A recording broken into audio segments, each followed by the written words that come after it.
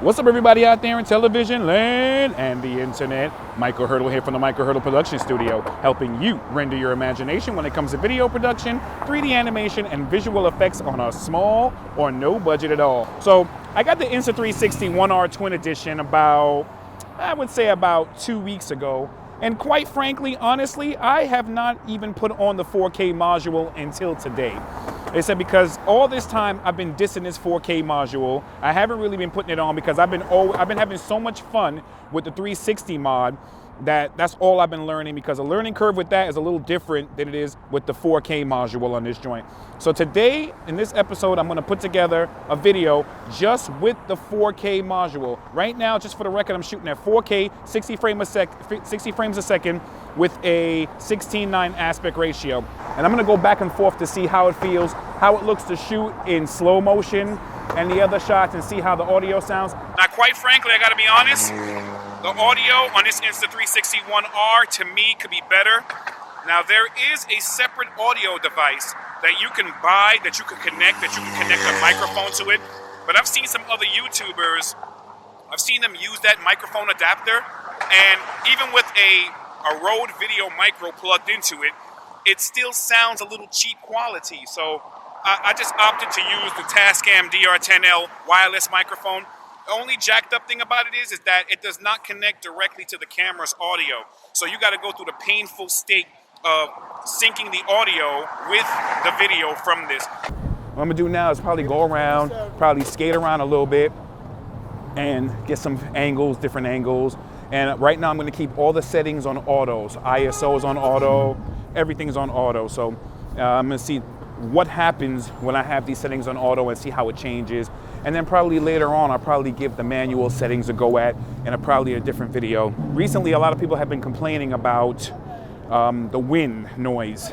And quite frankly, me playing around with this camera, the wind noise is horrible. If you're buying this camera because you want to use it for audio, don't do yourself a favor, don't even waste your time. Unless you feel like getting unless you feel like getting that adapter that will allow you to plug in your own microphone.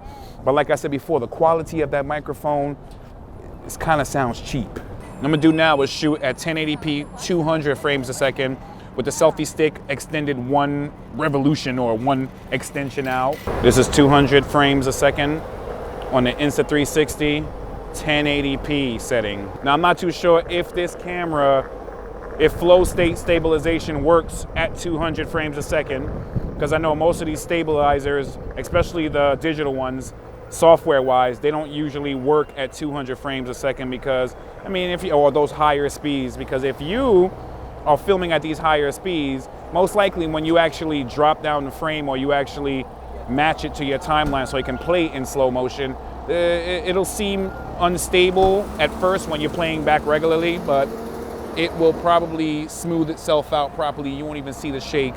All right, here we go. I'm gonna just be doing some B-roll shots. This is 30 frames a second at 4K, 16:9 aspect ratio.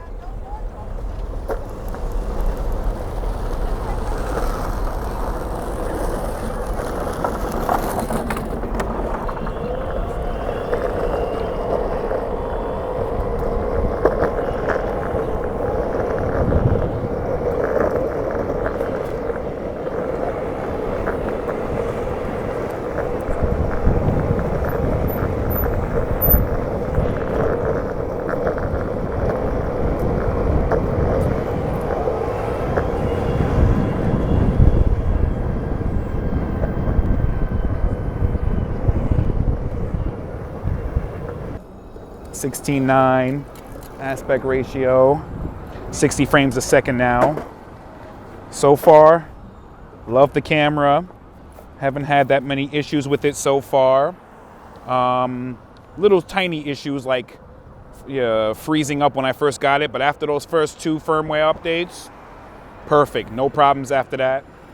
I remember when I first put the 4K module on, the camera immediately started freezing up. The moment I put it on for the first time, rebooted the camera and turned it back on, and now it works perfectly fine, which I find strange, but sometimes that just happens when you film.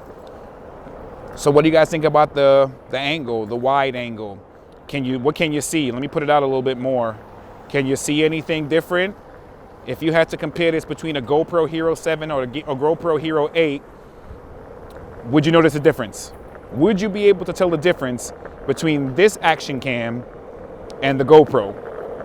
We don't know, but we hoping that you will, or we hope that you won't, because then you know you got a good action cam. Sometimes you don't have to spend a lot of money to get good quality stuff. I will be testing out this camera for a little longer. You already know me. The only how you can tell if a product is worth your troubles is to see how it holds up over time. My name is Michael Hurdle from the Michael Hurdle Production Studio, helping you render your imagination when it comes to video production, 3D animation, and visual effects on a small or no budget at all. If you want to follow me on any social media, I usually check Instagram more than I check anything else. So if you want to catch me fast, you can catch me on Instagram at skatewithmike. And if you want to check out any of my other videos, you can go to michaelhurdle.com and you can see all my YouTube videos that I put up there. So anyway, there's more to come with this Insta360 One R. I'm going to go back to the 360 module after I finish messing around with this, get some of that cool ass 360 shots, and I'll just keep you guys posted. If you have any questions, please feel free to ask me in the comment section of this video, and anything related to this video, link-wise, I'll put in the description of this video so you can click on it as far as anything that you may be interested in. But once again, my name is Michael Hurdle from the Michael Hurdle Production Studio, rendering your imagination. And I'll talk to you guys the next time I shoot a video. Now let's be out of here. I know I don't got a helmet on, so I got to take it easy, right? I ain't gonna go too fast, but I'll see you guys next time.